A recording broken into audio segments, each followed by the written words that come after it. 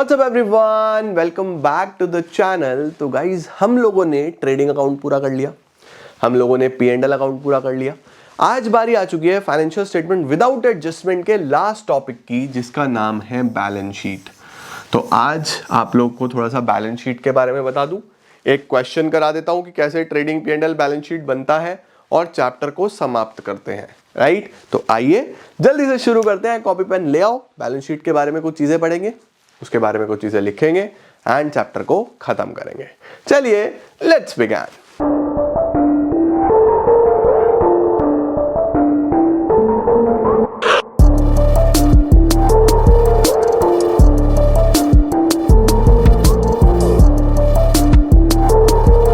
तो चलो यार, फटाफट से हेडिंग डालो अपने पास, balance sheet. Sir trading account बना लिया, P&L अकाउंट बना लिया, अबे बैलेंस शीट क्या है? देखो, ट्रेडिंग अकाउंट से आपको ग्रॉस प्रॉफिट मिलता है, P&L अकाउंट से आपको नेट प्रॉफिट मिलता है। तो सर बैलेंस शीट से क्या मिलेगा? बच्चों, balance sheet is a statement of financial position. Balance sheet एक स्टेटमेंट है जो आपका फाइनेंशियल पोजीशन दिखाती है। Sir what is a financial position? Financial position का मतलब है कि आपकी वेल्थ कितनी है, आप कहां पे स्टैंड कर रहे हो, आप कितने वेल्दी हो। And when I talk about wealth, तो दो चीजें हैं जो ये दिखाएगी, एक तो आपके एसेट्स कितने हैं और एक आपकी लाइबिलिटीज कितनी हैं। एसेट्स का मतलब आपकी प्रॉपर्टीज जो आपको बेनिफिट्स देती हैं, लाइबिलिटीज का मतलब जो जो पैसा आपको किसी का देना है। तो बैलेंस शीट में बच्चों हम लोग सिर्फ एसेट्स और लाइबिलिटीज का डिस्क्रिप्शन दे रहे होते हैं कि कितने मेरे एसेट, कितने मेरी लाइबिलिटीज। जब किसी की नेट वर्थ देखनी होती है ना, जब किसी इंसान की नेट वर्थ देखनी होती है तो बैलेंस शीट चेक करते हैं बच्चों। नेट वर्थ का फॉर्मूला होता है एसेट्स माइनस लाइबिलिटीज। बोलते हैं ना उस इंसान की इतनी नेट वर्थ है। तो नेट वर्थ अगर आपको किसी की पता लगानी हो तो हमेशा ध्यान रखना आप बैलेंस शीट देखोगे। अब सर बैलेंस शीट कितने तरीके से बन सकती है? बैलेंस शीट बच्चों दो तरीके से बन सकती है, in order of liquidity and in order of permanence. एक तो in the order of liquidity और एक in the order of permanence. Sir ये लिक्विडिटी परमानेंस क्या है? बेटा लिक्विडिटी का मतलब है कि पहले वो चीज लिखनी है जो कैश में जल्दी कन्वर्ट होगी। जैसे एसेट साइड में पहले करंट एसेट लिखोगे, फिर नॉन करंट एसेट लिखोगे। लाइबिलिटी में पहले करंट लाइबिलिटी, फिर नॉन करंट लाइबिलिटी, फिर कैपिटल। ये ऑर्डर फॉलो करोगे, ठीक है। एसेट्स में पहले करंट एसेट क्योंकि वो जल्दी कैश में कन्वर्ट होगा, फिर नॉन करंट एसेट। लाइबिलिटी में पहले करंट लाइबिलिटी, फिर नॉन करंट लाइबिलिटी, फिर कैपिटल। परमानेंस होगा तो उल्टा कर देना, परमानेंस में पहले वो चीज लिखते हैं जो ज्यादा परमानेंट है बिजनेस में, जो बाद में कैश में कन्वर्ट होगी। तो एसेट्स में पहले नॉन करंट एसेट, फिर करंट एसेट। लाइबिलिटी में पहले कैपिटल, फिर नॉन करंट लाइबिलिटी, फिर करंट लाइबिलिटी। बहुत सारे स्कूल्स में तो इतना ज्यादा डिटेल में बताया भी नहीं जाता, बोलते हैं बैलेंस शीट बना लेना, जैसे मर्जी बना लेना। तो वहां पे आपको ध्यान रखना है कि जैसे आपका मन करे वैसे बना लो भाई। मेरा काम तुम्हें हर चीज डिटेल में सिखाना है तो मैं हर चीज डिटेल में सिखाऊंगा, ठीक है ना। तो अब बैलेंस शीट जब बनेगा, क्वेश्चन साइलेंट हुआ तो आप हमेशा इसको फॉलो करोगे, लिक्विडिटी को फॉलो करोगे, ठीक है। सर एक बार फॉर्मेट लिक्विडिटी के पैटर्न में बता दो। आओ सर, बैलेंस शीट में बच्चों सबसे पहले तो ये ध्यान रखना कि कोई भी डेबिट या क्रेडिट नहीं होता। बैलेंस शीट एक स्टेटमेंट है, बैलेंस शीट एक अकाउंट नहीं है और इसका कोई फिक्स्ड फॉर्मेट कहीं पे गिवन नहीं है। तो सर जनरली हम क्या फॉलो करते हैं? जनरली हम यहां पे ऐसे लिखते हैं, liabilities amount, assets amount, liabilities amount, assets amount. Generally हम इसको ऐसे लिखते हैं, ठीक है। अब सर सबसे पहले क्या लिखेंगे? Current liabilities. Sir current liabilities का मतलब क्रेडिटर्स हो गए आपके, बैंक ओवरड्राफ्ट हो गया, बिल्स पेबल हो गए, ये आपकी करंट लाइबिलिटीज है। फिर क्या लिखते हैं sir? Non current liabilities. Sir non current liabilities का मतलब बैंक लोन हो गया, डिबेंचर्स हो गए, ये आपकी नॉन करंट लाइबिलिटीज है। सर फिर क्या लिखते हैं? कैपिटल। कैपिटल में से ड्रॉइंग्स बच्चों माइनस करनी है, नेट प्रॉफिट आया तो प्लस करना है, नेट लॉस आया तो माइनस करना है। Current liability, non current liability, capital में से ड्राइंग्स माइनस कर देना, ब्रैकेट में लिख रहा हूँ, नेट प्रॉफिट प्लस कर देना, नेट लॉस माइनस कर देना, वैल्यू बाहर लिख देना। ये टोटल हो गया। इधर क्या आएगा, करंट एसेट्स, और सबसे नीचे क्या आएगा, नॉन करंट एसेट्स। फिर आप कर देना टोटल ऐसे। तो जो आप टोटल करोगे वो आपका मैच होना चाहिए। बैलेंस शीट में हमेशा दोनों चीजें मैच होती हैं। तो बैलेंस शीट में बच्चों जनरली हम ये फॉर्मेट बना के चलते हैं, ठीक है। आ जाओ, अब हम एक सवाल करते हैं जिसमें हमें ट्रेडिंग, P&L और बैलेंस शीट तीनों बनाने, ठीक है। इसका स्क्रीनशॉट ले लिया। आओ सर, एक क्वेश्चन करते हैं जिसमें ट्रेडिंग, P&L, बैलेंस शीट तीनों बनाने हैं। तो एक तो मैं बना देता हूं ट्रेडिंग अकाउंट, एक हम बना देंगे P&L अकाउंट,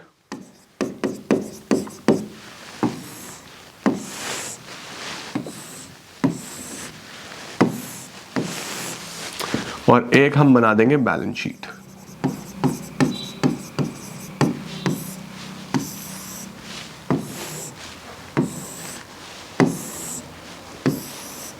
सबसे पहले current liability, non current liability, capital, current asset, non current asset. आप लोग प्लीज कृपया करके फुल फॉर्म्स यूज करना। लो सर, ठीक है, ये फॉर्मेट बना दिया। आओ सर, अब क्वेश्चन दिखाओ जल्दी से फटाफट। देखो बच्चों, given below is the trial balance of Gopi Chand brothers as at 31st March. You are required to prepare a trading and profit and loss account for the year ended 31st March and balance sheet. एक trial balance दिया हुआ है जिसमें बहुत सारी items हैं। इसको मैं बड़ा कर रहा हूं ताकि आपको क्लियरली दिखाई दे, और हम इधर से ही शुरू करते हैं, ठीक है। तो सबसे पहले सर क्या दिया हुआ है, सबसे पहले मुझे दिया हुआ है opening stock, purchases, return inward. Sir return inward का मतलब क्या होता है, रिटर्न इनवर्ड का मतलब होता है सेल्स रिटर्न। तो ठीक है, ओपनिंग स्टॉक, परचेजेस और सेल्स रिटर्न ही लिख देते हैं पहले। ओपनिंग स्टॉक कहाँ आएगा, ट्रेडिंग में आता है। To opening stock, to purchases, purchases में इनर कॉलम में लिखूंगा, बाय सेल्स जो भी आएगी माइनस सेल्स रिटर्न। ये आपको पता है, ये मैंने आपको बेसिक फॉर्मेट्स में पीछे समझाया है ना। इसकी वैल्यू भर दो सर। ओपनिंग स्टॉक कितना है 45, परचेजेस 120, 45 का ओपनिंग स्टॉक, परचेजेस 120 की इनर कॉलम में क्यों लिख रहे हैं सर, क्योंकि परचेज रिटर्न आएगा। और रिटर्न इनवर्ड है 3200, 3200 का रिटर्न इनवर्ड है, उसको हम बोलते हैं सेल्स रिटर्न, ठीक है। उसके बाद क्या क्या है सर, देखो उसके बाद है बच्चों कैरेज इनवर्ड। कैरेज इनवर्ड बेटा आपका एक एक्सपेंस होता है ना, और इनवर्ड खर्चे सारे ट्रेडिंग में जाते हैं, तो कैरेज इनवर्ड ट्रेडिंग में जाएगा। कैरेज आउटवर्ड आपका एक आउटवर्ड एक्सपेंस P&L में जाएगा। आउटवर्ड सारे P&L में जाते हैं, ये मैं आपको सिखा चुका हूं, राइट। तो carriage inward, carriage outward 2400, 1500। Carriage inward यहां लिखेंगे, कैरेज इन 2400, और कैरेज आउटवर्ड P&L में आएगा। एक लाइन छोड़ रहा हूं, अगर ग्रॉस लॉस आ गया तो कैरेज आउटवर्ड 1500 का मैंने P&L में लिखा है, ओके। तो इनवर्ड और आउटवर्ड ध्यान रखेंगे किस तरीके से दिखाना है। डन हो गया सर, ओपनिंग स्टॉक हो गया, परचेज हो गया, रिटर्न इनवर्ड हो गया, कैरेज इनवर्ड हो गया, कैरेज आउटवर्ड हो गया। सर फर्नीचर, डेटर, ये कहाँ जाएंगे बच्चों, फर्नीचर और डेटर आपके एसेट्स हैं, 8000 और 68,000। फर्नीचर तो नॉन करंट एसेट है 8000, और डेटर आपका करंट एसेट है 68,000। सर पता कैसे चलता है करंट या नॉन करंट, बच्चों जितने भी एसेट्स लॉन्ग टर्म के लिए आपके बिजनेस में होते हैं वो नॉन करंट, जो शॉर्ट टर्म के लिए होते हैं वो करंट, है ना। अब डेटर कोई नहीं चाहता कि मेरा पैसा 1 साल के बाद मिले, फर्नीचर लंबे समय तक हम बिजनेस में रखते हैं। फर्नीचर हो गया 8000, डेटर हो गया 68। डॉक चार्जेस, डॉक चार्जेस बच्चों शिप से जब हम माल मंगाते हैं ट्रेडिंग में जाता है, तो डॉक चार्जेस ट्रेडिंग में जाएगा। इलेक्ट्रिक पावर भी ट्रेडिंग में जाएगा, फ्यूल गैस पावर भी ट्रेडिंग में जाएगा। 3 तो ये लिख देता हूं, dock charges 5, 10, 12। Dock charges, electric power, fuel gas, water.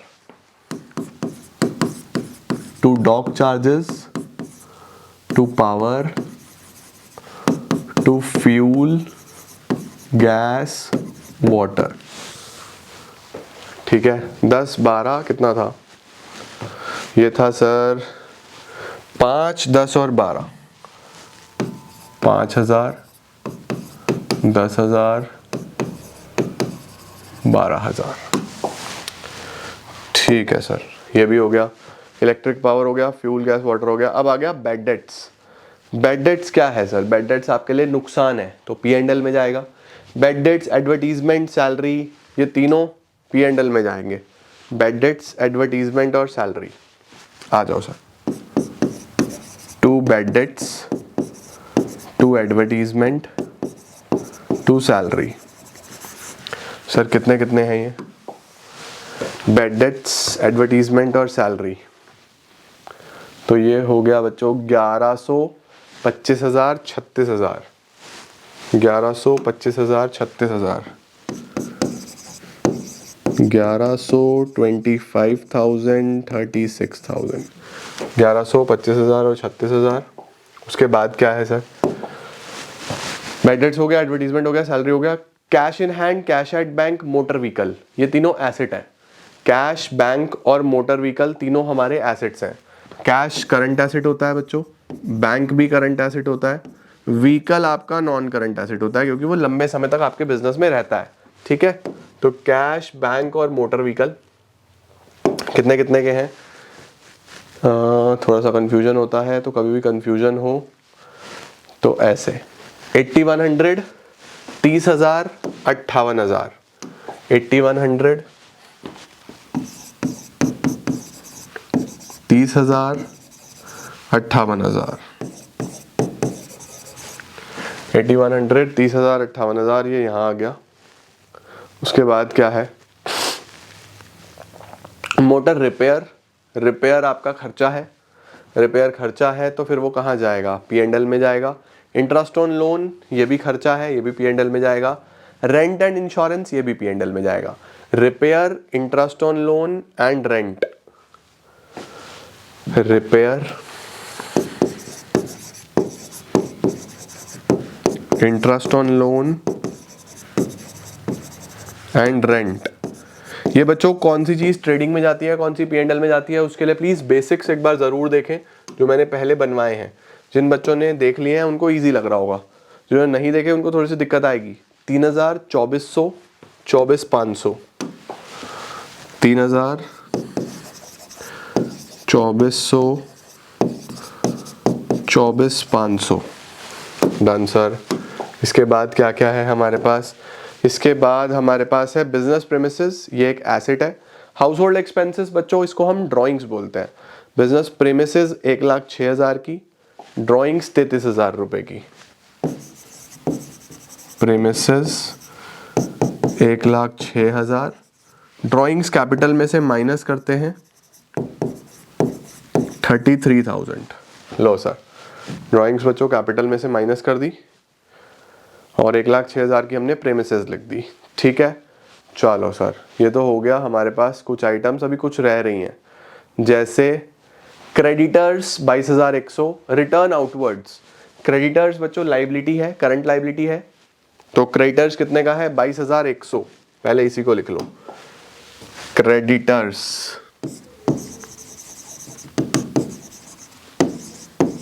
22,100 creditors. Return outward is purchase return, minus करूंगा इसमें से मैं परचेज रिटर्न।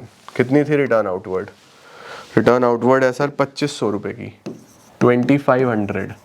तो 1,20,000 में से 2,500 जाएगा तो 1,17,500 आ गया, डन हो गया जी।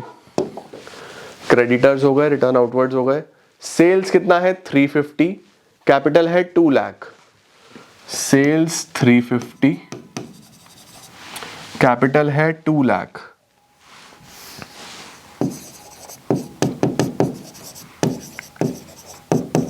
कैपिटल है 2 लाख। तो 350 में से अगर हम 3,200 हटा दें तो कितना आ जाएगा, 3,46,800, ठीक है ना। 3,46,800 की हमारे पास सेल्स आ गई। चलो सर डन। उसके बाद क्या है, क्रेडिटर्स हो गया, सेल्स हो गया, कैपिटल हो गया। लोन लिया, लोन बच्चों आपकी लाइबिलिटी होती है 24,000, डिस्काउंट रिसीव्ड और कमीशन भी आपको क्रेडिट साइड में दी हुई है। देखो ये ट्रायल बैलेंस की क्रेडिट साइड है तो आपको मिली है, ठीक है, done sir. Loan from bank is a liability, trial balance है ना ये, यस ट्रायल बैलेंस है। Loan 24,000, discount received, commission received. Loan 24,000, इधर आ जाएगा डिस्काउंट रिसीव्ड, P&L के क्रेडिट में आता है, और कमीशन रिसीव्ड भी इधर ही आता है, commission received. Discount received, commission received कितने का है, कितने का है सर, 2,000 और 1,600, 2,000 और 1,600। अब एक लास्ट आइटम बची बच्चों, ओह नो, वो क्या है, लास्ट आइटम बची बच्चों हमारे पास, वो है क्लोजिंग स्टॉक। देखो क्लोजिंग स्टॉक नीचे दिया हुआ है बिल्कुल लास्ट में 75,000, इफ यू कैन सी, बाहर दिया है, हमेशा ट्रायल बैलेंस के बाहर होगा। अगर बाहर होगा ना बच्चों तो दो जगह जाएगा, ठीक है सर, दो जगह क्यों जाता है बेटा, जितनी भी चीजें ट्रायल बैलेंस के बाहर है ना उनको हम एडजस्टमेंट्स बोलते हैं, और एडजस्टमेंट सारी दो जगह जाती हैं, ये हम अगले चैप्टर में भी सीखेंगे। यहाँ पे आप इधर लिखोगे एक तो क्लोजिंग स्टॉक 75,000, और दूसरा एसेट्स में आता है हमारे पास क्लोजिंग स्टॉक। तो ऑलवेज रिमेंबर, आपके पास जितनी भी एसेट्स या लाइबिलिटीज हैं, क्लोजिंग स्टॉक एक तो एसेट्स में जाता है और ट्रेडिंग के क्रेडिट साइड में जाता है, ओके। बस अब ये आप प्लस कर दो सारे, इसमें से ये सब माइनस कर देना, तो यहाँ पे आपका ग्रॉस प्रॉफिट आ जाएगा। इसको बोलोगे टू जीपी कैरिड डाउन, ठीक है सर। कैरिड डाउन क्यों, क्योंकि वो इसमें ब्रॉट डाउन होगा। चलो सर 346,800 और 75,000 कितना हो गया,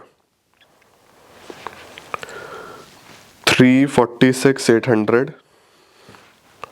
75,000, 421,800, तो ये टोटल हो गया। ये ठीक लिखा था ना मैंने, 350 माइनस, हाँ जी 346, 421,800 minus 45,000 minus 1,17,500 minus 2,400 minus 5,000 minus 10,000 minus 12,000, तो बच्चों 2,29,900 का प्रॉफिट आ रहा है, 229,900, और 4,21,800 टोटल हो गया। तो 229,900 हम यहाँ पे लिख देंगे, 229,900 आप यहाँ पे लिख दोगे। ग्रॉस प्रॉफिट ब्रॉट डाउन हो गया, ये यहाँ से बस यहाँ नीचे आ जाता है, ओके।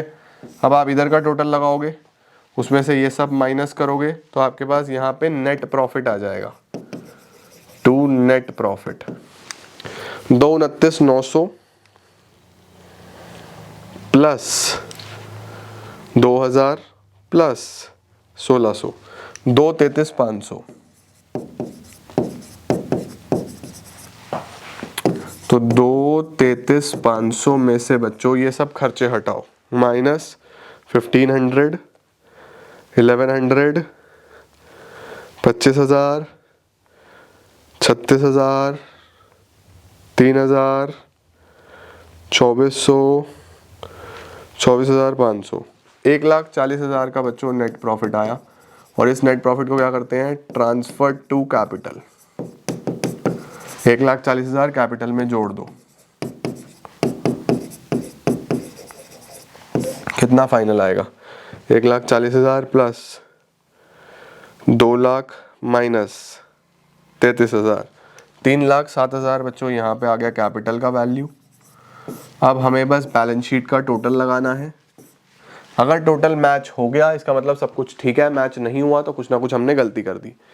3,07,000, 24,000, 22,100, 353,100, ये तो इधर आ गया। अब उधर देखते हैं, 68,000, 8,100, 30,000, 75,000, 8,000, 58,000, 1,06,000 35,31,00 लो सर 3,53,100 ये आपके सामने आ गया। तो ट्रेडिंग P&L और बैलेंस शीट पूरा मैच हो गया हमारा। इस तरीके से बच्चों आप ट्रेडिंग P&L बैलेंस शीट का क्वेश्चन करते हो। I am very much hopeful कि आप लोगों को समझ में आ गया होगा बहुत अच्छे तरीके से कैसे किया जाता है ट्रेडिंग P&L बैलेंस शीट। एक क्वेश्चन मैं आपको और कराता हूँ अगली क्लास में, ताकि थोड़ी सी प्रैक्टिस और हो जाए। इकट्ठा कैसे बनाया जाता है trading P&L balance sheet, I hope आपको बहुत अच्छे से क्लियर है। अगली क्लास में करते हैं एक और सवाल, फिर हम चलेंगे एडजस्टमेंट्स पे, और नेक्स्ट वीक में आपका एडजस्टमेंट्स भी पूरा का पूरा समाप्त हो जाएगा। Thank you so much guys for joining and I am gonna see you all super soon. Till then see ya, take care, bye bye.